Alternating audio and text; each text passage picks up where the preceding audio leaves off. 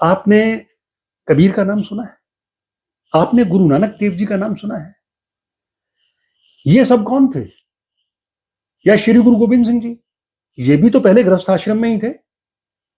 और अगर कोई गृहस्थ आश्रम से निकलकर सन्यास की तरफ चला जाता है, यानी सन्यासी हो जाता है, संत बन जाता है और ईश्वर के बारे में वो जान जाता है, बहुत कुछ जान जाता है और लोगों को बताता है, तो गृहस्थ आश्रम सबसे बड़ा आश्रम हुआ। लोग कहते हैं कि गृहस्थ आश्रम कीचड़ है, मान लेते हैं कीचड़ है, लेकिन कीचड़ में ही तो कमल खिलता है। अब एक सन्यासी जिसने पूरा घर बार छोड़ दिया, चला गया जंगलों में, बैठा है, अपनी तपस्या कर रहा है, पहाड़ों में चला गया, गुफाओं में चला गया, उसको दीन दुनिया से कोई लेना देना नहीं है। समाज के लिए क्या कर रहा है, उसका समाज के लिए क्या योगदान है, वो सिर्फ अपने लिए कर रहा है। लेकिन ऐसे व्यक्तित्व जो गृहस्थी में रहते हुए भी संतों की भूमिका निभाते हैं, समाज को नई दिशा दिखाते हैं, एक दिशा निर्देश देते हैं, परमात्मा का संदेश देते हैं, प्रेम का संदेश देते हैं, गृहस्थ आश्रम में रहते हुए, वो है असली जीवन।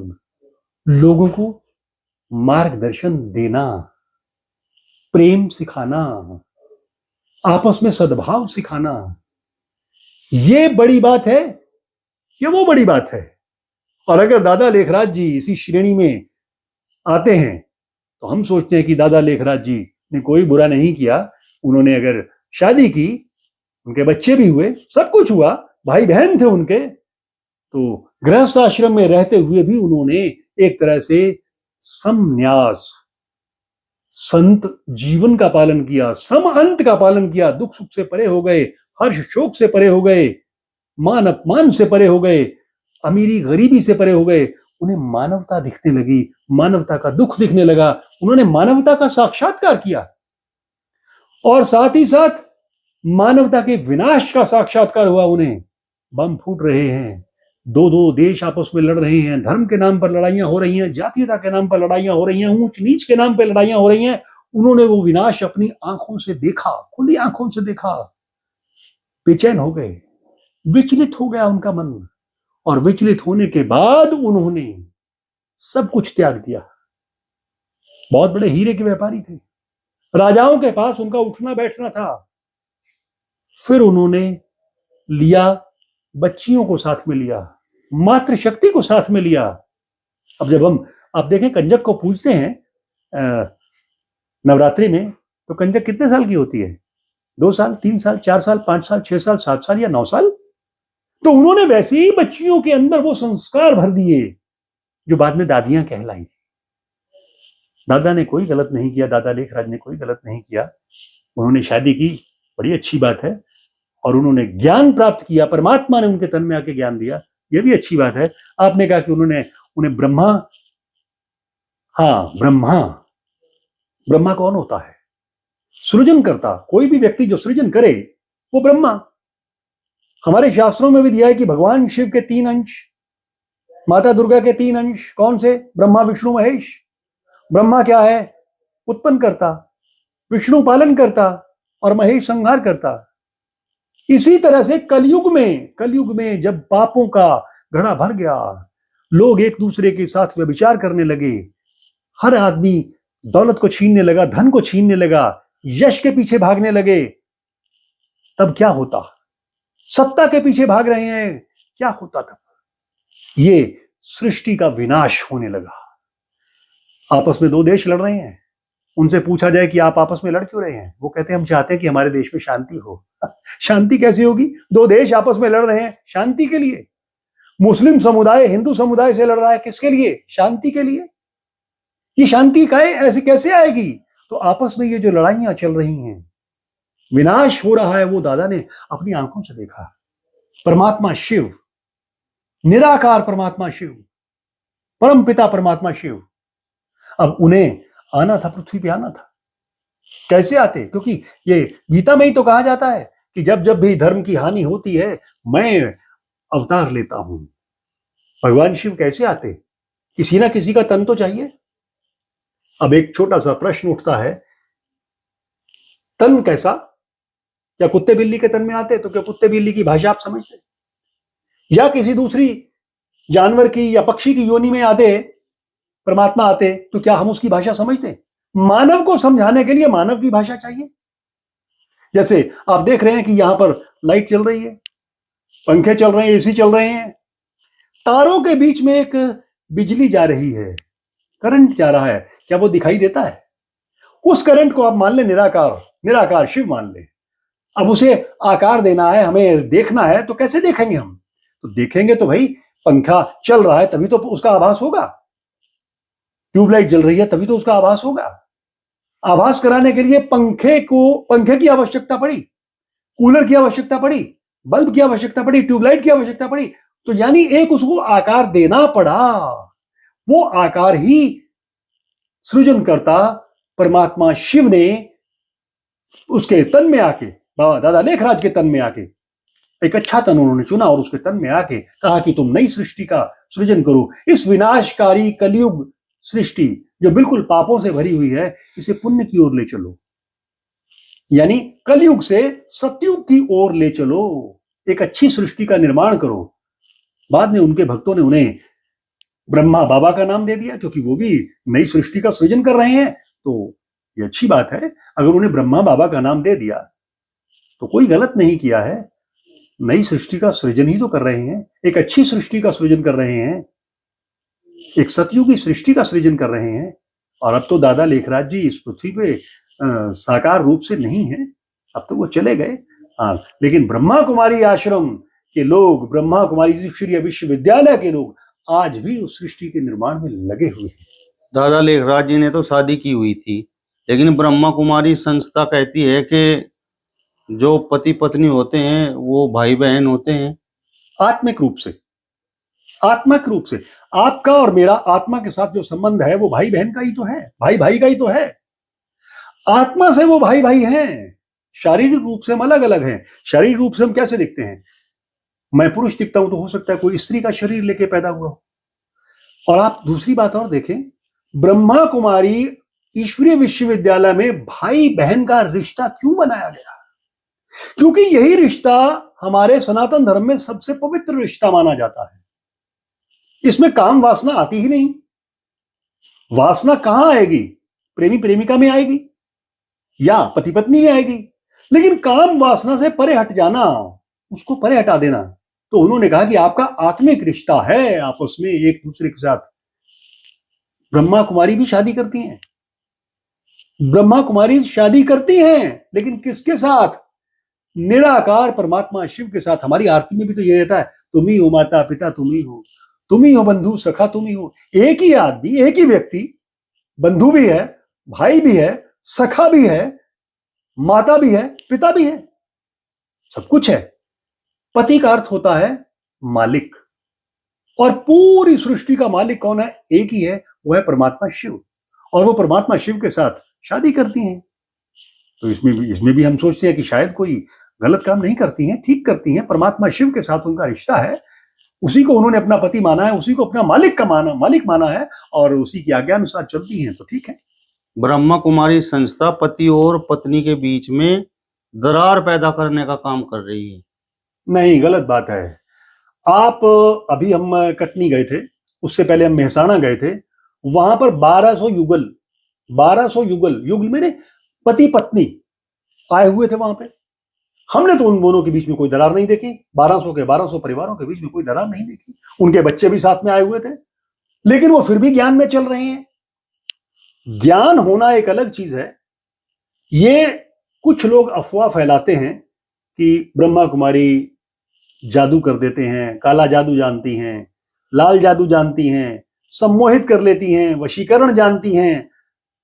हम तो कहते हैं भी हाँ भाई, वशीकरण तो जानती ही हैं। अरे वशीकरण, वो प्रेम का वशीकरण जानती हैं, वो आत्मा से आत्मा के संबंध का वशीकरण जानती हैं, वो ज्ञान का वशीकरण जानती हैं। अगर उसके वश में कोई हो जाता है और आपस में कोई प्रेम करने लगता है, नफरत छोड़ के, लड़ाई झगड़ा छोड़ के कोई प्रेम करने लगता है और उसको ज्ञान हो जाता है, तो उसे वशीकरण का नाम दे लो। पति पत्नी को उन्होंने आज तक कभी किसी को अलग नहीं किया।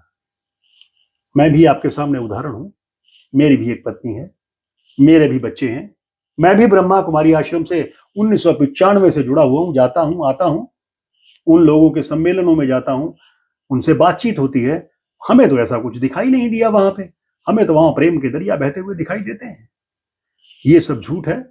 कुछ लोग, जो लोग वहां से आप कह रहे हैं छोड़ के आए हैं, ब्रह्मा कुमारी आश्रम को जिन्होंने छोड़ दिया, उन्हें क्या चाहिए था? पद चाहिए था। उन्हें क्या चाहिए था? धन चाहिए था।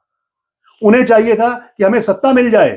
वो उन्हें नहीं मिली होगी, क्योंकि जो बंदा लालच से जाएगा, जो इंसान लालच से जाएगा, उसे अगर वो वाला लालच उसका पूरा नहीं होगा तो वो संस्था को छोड़ देगा, उस जगह को छोड़ देगा। ऐसे ही कई लोग हमें भी मिलते हैं। हमें भी कई लोग कहते हैं कि आपको वहां क्या मिलता है। हम उनसे पूछते हैं, भैया मंदिर में जाते हो? कहते जाते हैं। मंदिर में जाके माथा टेकते हो? टेकते हैं। भगवान के ऊपर कुछ रुपया पैसा या प्रसाद चढ़ाते हो? चढ़ाते हैं। तुम्हें क्या मिलता है चढ़ा के? तो कहते हैं शांति मिलती है। तो हम बोलते यहाँ भी तो शांति मिलती है, प्रेम ही तो मिलता है, और क्या मिलता है? ठीक है ना। तो ऐसा कुछ नहीं है कि वो लोग भाई बहन बना देते हैं या रिश्तों में दरार डाल देते हैं, ऐसी कोई बात नहीं है। आज तक हम पति पत्नी के रिश्ते में तो वो दरार डाल नहीं पाए।